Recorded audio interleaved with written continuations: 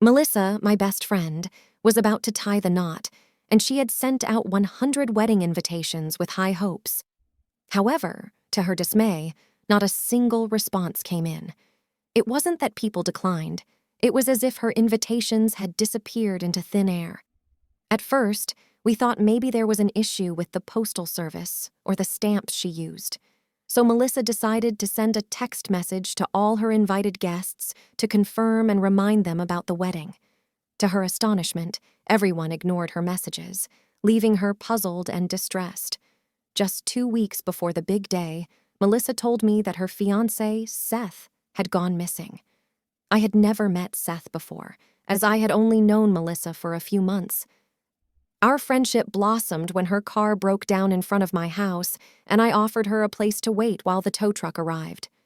Despite not having met Seth, I felt like I knew him intimately because Melissa constantly spoke about him.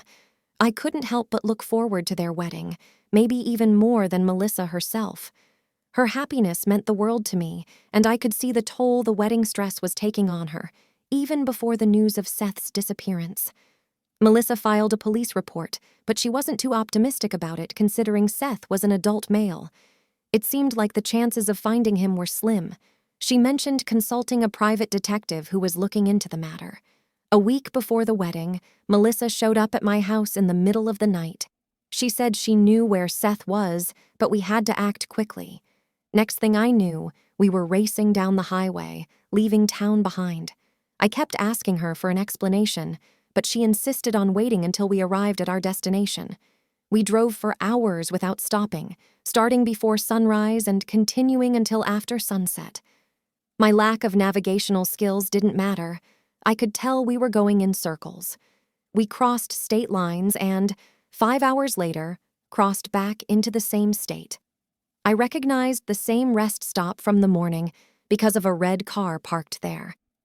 Desperation gnawed at me as I turned to Melissa. "What's going on?" I asked, but she remained silent. The car sped faster and faster, weaving past other vehicles, and people honked and yelled at us.